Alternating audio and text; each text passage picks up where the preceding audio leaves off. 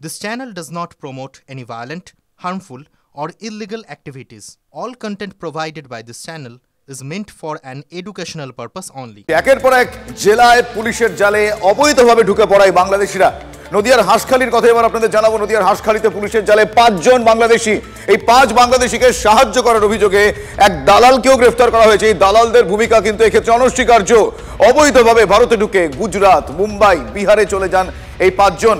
বাংলাদেশিদের গা ঢাকা দেওয়ার খবর পেয়ে অভিযানের নামে পুলিশ, তারপর এদেরকে পাকড়াও করা গিয়েছে। আমার সহকর্মী মহাদেব এই মুহূর্তে আমার সঙ্গে টেলিফোন লাইনে রয়েছে। মহাদেব, এই দালালদের ভূমিকা এক্ষেত্রে গুরুত্বপূর্ণ, সেই জালটা কতভাবে দেখা হচ্ছে? আর এই গুজরাট, মুম্বাই, বিহার এই জায়গাগুলোকে স্পেসিফিক্যালি বাঁচছে, সেক্ষেত্রে এই নেক্সাসটা কিভাবে এই ম্যাপ ধরে ধরে এগোনো হচ্ছে?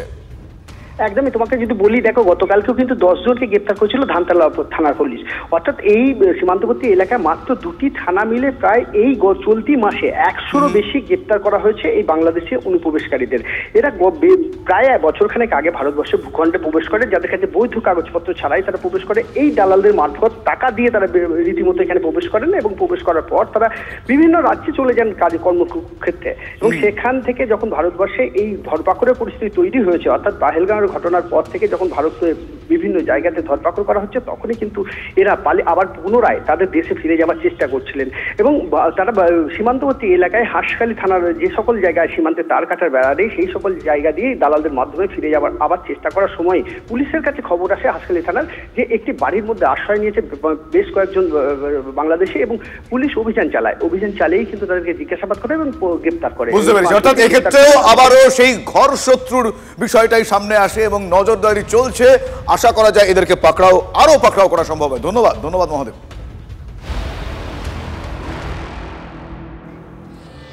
আগামীকাল প্রধানমন্ত্রী নরেন্দ্র মোদীর বঙ্গ সফর, সেই অর্থে তার একটি সভা রয়েছে, সরকারি কর্মসূচি রয়েছে, কিন্তু অপারেশন সিঁদুরের পর তিনি প্রথম এখানে আসছেন। আর এটাই অনেক বেশি গুরুত্ব আর তাৎপর্য বাড়িয়ে দেয় তার এই সভার বা কর্মসূচির। আর তার মধ্যে তার যেখানে সভাস্থল, তার গুরুত্ব আরও বেড়ে যায়, কারণ ডোকলামের ঠিক নিচে হাসিমারা সেনা ছাউনির পাশে আলিপুরদুয়ারে তার এই কর্মসূচি রয়েছে। আর তার সঙ্গে সঙ্গে আপনারা জানেন চিকেন স্নেক, যা স্ট্র্যাটেজিক লোকেশন নিয়ে বারবার চর্চা হয়েছে, যার গুরুত্ব অনেক ধারে বারে বেশি হয়েছে। আর তার মধ্যে বাংলাদেশের অস্থির পরিস্থিতি, সব মিলিয়ে এই প্রেক্ষাপটে অপারেশন সিঁদুরের পর প্রধানমন্ত্রী নরেন্দ্র মোদীর সভা এবং সভাস্থল আরও বেশি মাত্রা যোগ করছে। রাত পহলেই আলিপুরদুয়ার প্যারেড গ্রাউন্ডে আসছেন প্রধানমন্ত্রী নরেন্দ্র মোদী। আগামীকাল নরেন্দ্র মোদীর এই প্যারেড গ্রাউন্ডে সভা রয়েছে। জনসভার পাশাপাশি তিনি প্রশাসনিক বৈঠকও করবেন। আলিপুরদুয়ারের বিভিন্ন এলাকার উন্নয়নমূলক কাজের কিছু সূচনা করবেন এবং শিলান্যাসও করবেন। প্রধানমন্ত্রীর সফরকে ঘিরে কিন্তু এখন ব্যস্ততা এই প্যারেড গ্রাউন্ডে তুঙ্গে উঠেছে। এসপিজি ইতিমধ্যে এই প্যারেড গ্রাউন্ডের মাঠ দখল করে নিয়েছেন। আগামীকাল প্রধানমন্ত্রী আলিপুরদুয়ার বা উত্তরবঙ্গের উন্নয়নের ব্যাপারে কি পদক্ষেপ নেন সেদিকে তাকিয়ে আলিপুরদুয়ারবাসী। আলিপুরদুয়ার থেকে সুজিত রায়, TV9 বাংলা। 2016 সালে আমাদের বীরপাড়াতে, মাদারিহাট বীরপাড়াতে, সেখানে প্রধানমন্ত্রী যে এসেছিলেন এবং তারপরেই এই প্রথম আলিপুরদুয়ারের শহরের বুকে এবং আলিপুরদুয়ারের হৃৎপিণ্ড প্যারেড গ্রাউন্ডে যশস্বী প্রধানমন্ত্রী মোদীজি আসছেন। তো স্বাভাবিক কারণেই মানুষের উৎসাহ তুঙ্গে রয়েছে এবং সেই সাথে সাথে মানুষের আশাও একটু বেশি হয়েছে, স্বাভাবিক। কিন্তু আমরা মনে করি যে প্রধানমন্ত্রীজি আলিপুরদুয়ারে আসেন, এটাই ওনার কাছে আমরা কৃতজ্ঞ। এবং সর্বোপরি কয়েকদিন আগে ঘটে যাওয়া অপারেশন সিঁদুরের পরেই পশ্চিমবঙ্গে প্রথম তিনি আসলেন এবং তার মধ্যে আলিপুরদুয়ারকে তিনি বেছে নিলেন। তো আলিপুরদুয়ার বাসী হিসেবে আমরা গর্বিত অনুভব করছি। এবং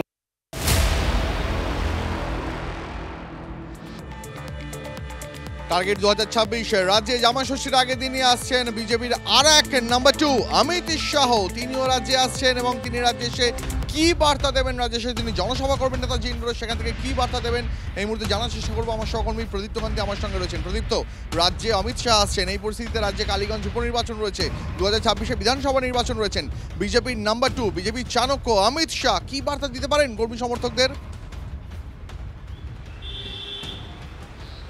দেখো 31 তারিখ রাতে তার আসার কথা রয়েছে এবং তার পাশাপাশি পরের দিন অর্থাৎ রবিবার তার তিনটে কর্মসূচি, একটি সরকারি কর্মসূচি রয়েছে স্বরাষ্ট্র মন্ত্রকের, তার পাশাপাশি দুটি রাজনৈতিক কর্মসূচি। একটি কর্মসূচি নেতাজি ইন্ডোরে, যেখান থেকে অমিত শাহ দলীয় নেতাকর্মীদের উদ্দেশ্যে বার্তা দেবেন এবং যেটাকে মনে করা হচ্ছে যে 2026-এ এই রাজ্যে বঙ্গ বিজেপিকে কোন পথে চলতে হবে সেটা স্পষ্ট করে দেবেন। তার কারণ দ্বীপ মণ্ডলগুলো নতুন করে গঠিত হয়েছে, বিজেপির প্রায় 1300 মণ্ডল, সেখানে 50% বেশি নতুন সভাপতি তারা দায়িত্বে এসছেন। বিজেপির 43টি সাংগঠনিক জেলার মধ্যে 39টি জেলায় ইতিমধ্যেই সভাপতির নাম তারা ঘোষণা করেছে, যার মধ্যে 28 জন নতুন, অর্থাৎ নতুনদের জন্যেই মূলত এই সভা থেকে অমিত শাহ বুঝিয়ে দেবেন যে বিজেপি আদতে কোন পথে চলতে চায় এবং সেই বৈঠকে খুব স্বাভাবিকভাবেই দলের অন্যান্য যে পদাধিকারীরা রয়েছেন তারাও থাকবেন, সাংসদ বিধায়করা থাকবেন এবং তাৎপর্যপূর্ণভাবে এই নেতাজি ইন্ডোরের কর্মসূচির পর অমিত শাহ চলে যাবেন স্বামীজির বাড়িতে এবং সেখানে সাধু সন্তদের সমাজের প্রতিনিধিদের নিয়ে তিনি সেখানে একটি কর্মসূচি করবেন। এখনো পর্যন্ত বিজেপি সূত্রে তেমনটাই জানানো হয়েছে এবং তাদের বক্তব্য যে প্রয়োজনে রদবদল কিছু হতে পারে কর্মসূচির। খুব স্বাভাবিকভাবেই প্রধানমন্ত্রী বৃহস্পতিবার আসছেন এবং শনিবার রাতে অমিত শাহ আসছেন, রবিবার তার দিনভর কর্মসূচি রয়েছে। স্বাভাবিকভাবেই বিজেপি নেতৃত্ব এখন সেদিকেই তাকিয়ে রয়েছে। তার পাশাপাশি তুমি যে কথা থাকবে, তবে এই দুদিনের অমিত শাহের বঙ্গ সফরকে কটাক্ষ করতে ছাড়ছে না কুণাল ঘোষ, কি বলছেন তিনি শোনাবো আপনাদের। ভোট এলেই এরা একটু বেশি আসেন কোনোভাবে ভোট, একটা কোনো ভোটের কথা শোনা গেলেও দেখবেন এদের যাতায়াত বাড়ছে। তো এরা তো রাজনৈতিক পরিযায়ীর ভূমিকা নিয়ে নেন, রাজনৈতিক পর্যটকের ভূমিকা নিয়ে নেন, আর ভোটের সময় এসে তারা ডেইলি প্যাসেঞ্জারি করেন, ডেইলি প্যাসেঞ্জারি। প্রধানমন্ত্রী আসছেন, স্বরাষ্ট্রমন্ত্রী আসছেন, এটা বড় কথা নয়। বড় কথা হচ্ছে খালি হাতে আসছেন। খালি হাতে আসবেন কেন? বাংলার 1,70,000 কোটি টাকা বকেয়া, এলে বাংলার অধিকারের টাকা দিতে আসবেন, খালি হাতে নাটক করতে আসবেন না। মানুষ বিচার করবেন, আপনারা আবার প্রত্যাখ্যাত হবেন।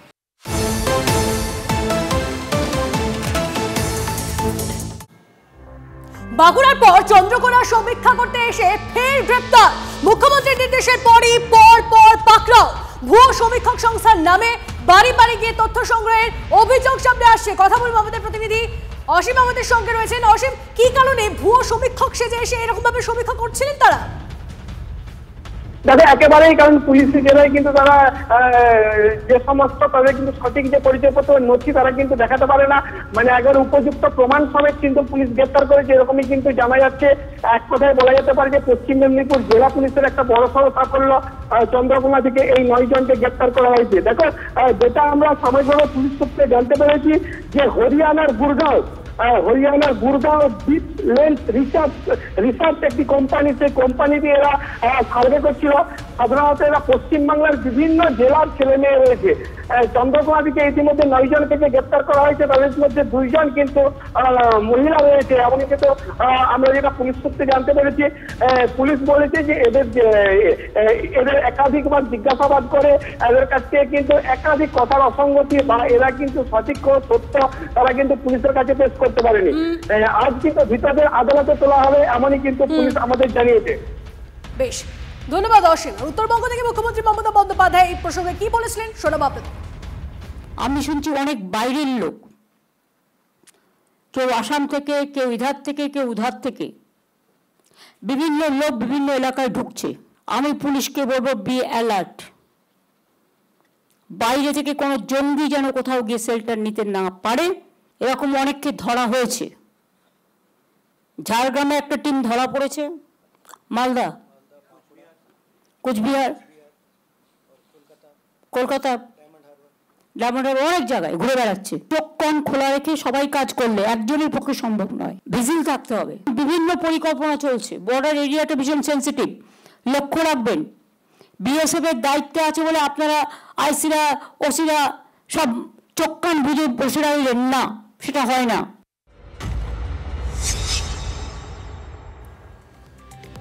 অন্যদিকে কিছু কিছু মানুষ থাকেন যাদের কাছে দেশের স্বার্থ থেকেও রাজনীতির জিগির বেশি হয়ে দাঁড়ায়, যেমন উদয়ন গুহ। এর আগেও তিনি নানাবিধ বিষয়ে বলেছেন, এবার অপারেশন সিঁদুর নিয়ে বেলাগাম মন্তব্য করলেন মন্ত্রী উদয়ন গুহ।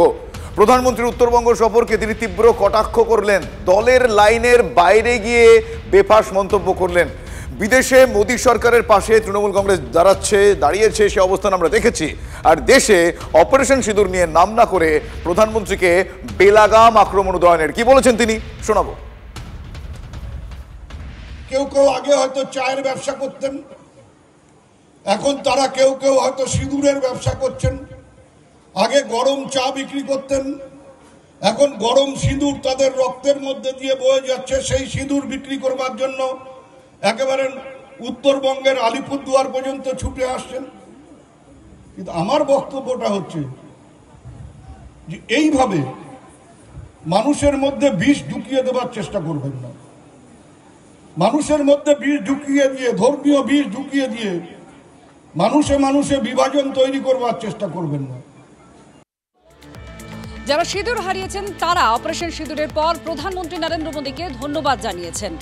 উদয়ন গুহ এই মন্তব্য করার পর বিজেপির তরফ থেকে কথাই বলা হচ্ছে যে এভাবেই প্রধানমন্ত্রীকে অপমান করেছেন উদয়ন গুহ, একই সঙ্গে মহিলাদেরও অপমান করা হয়েছে। বিজেপি বিধায়ক, শিলিগুড়ির বিধায়ক শঙ্কর ঘোষ কি বলেছেন শুনুন।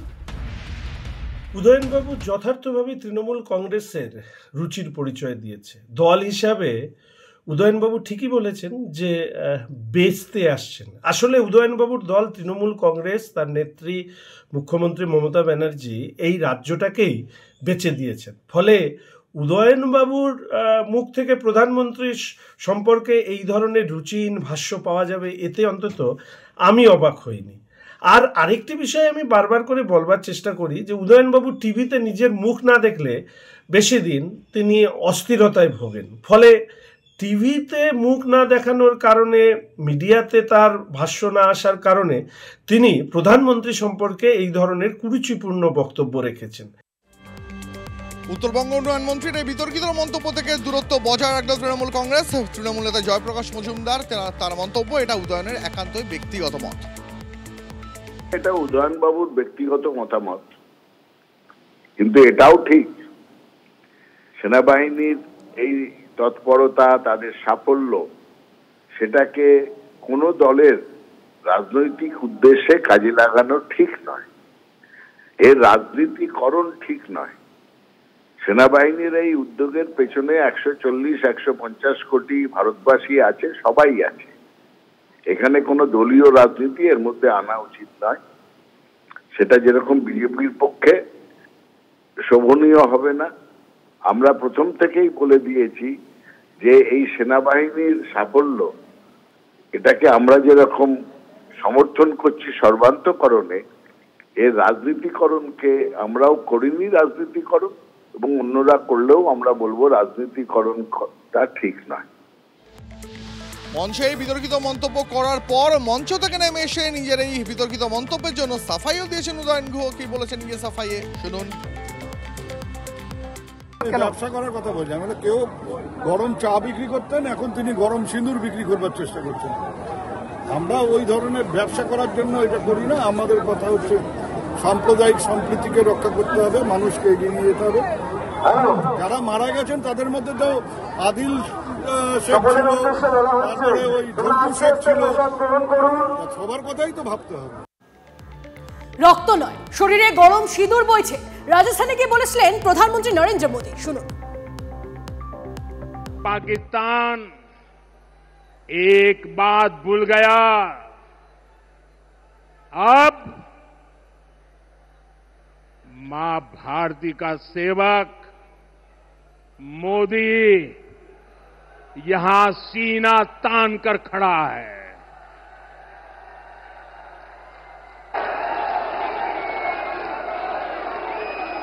मोदी का दिमाग ठंडा है, ठंडा रहता है, लेकिन मोदी का लहू गर्म होता है।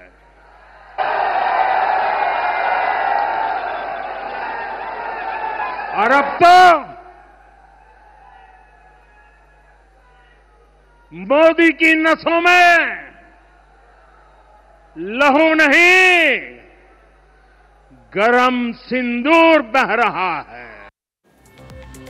আসলে দেশের নাম্বার 1 যা বলছেন, তৃণমূল কংগ্রেসের নাম্বার 2 গলায় কিন্তু একই সুর শোনা যাচ্ছে, কারণ সেটাই তো স্বাভাবিক। উদয়ন গুহরা যাই বলুক, বিদেশের মাটিতে মোদির ভাষায় এবার অভিষেকের মুখে।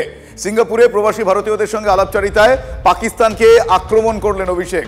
উধর সে গোলি চলেগা তো ইধর সে গোলি চলেগা, পাকিস্তানকে চরম হুঁশিয়ারি তৃণমূল সাংসদের। শুনুন। उधर से गोली चलेगा तो उधर से गोला चलेगा, उधर से प्यार मोहब्बत बरसाएंगे तो हम भी अपना दिल में बिठाएंगे। Simple. I said publicly that Pakistan should be taught the lesson in the language they understand. It's time we teach them a lesson in the language they understand. And India carried out those airstrikes. I would like all of you to give a great round of applause for Indian Air Forces. প্রধানমন্ত্রী নরেন্দ্র মোদী তিনিও কিন্তু এই একই কথা বলেছিলেন। তিনি বলেছিলেন প্রতিবেশীরা শান্তিতে থাক, কিন্তু তারা যদি গোলা চালায় তাহলে তার জবাব ভারতও গোলাতেই দেবে। लड़ाई में वो भारत से जीत नहीं सकते हैं और इसलिए उसने प्रॉक्सी वॉर चालू किया।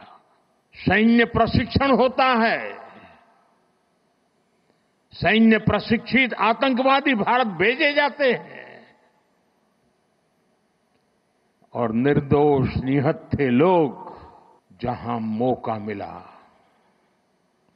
वे मारते रहे, मारते रहे, मारते रहे और हम सहते रहे। गोली का जवाब गोले से देना चाहिए, ईंट का जवाब पत्थर से देना चाहिए, ये कांटे को जलमुर्द से उखाड़ देना चाहिए। वसुधैव कुटुंबकम ये हमारे संस्कार है। हम अपने पड़ोसियों का भी सुख चाहते हैं, वे भी सुख चैन से जिए, हमें भी सुख चैन से जीने दे। लेकिन जब बार बार हमारे सामर्थ्य को ललकारा जाए तो उसका जवाब भी वैसे ही मिलेगा।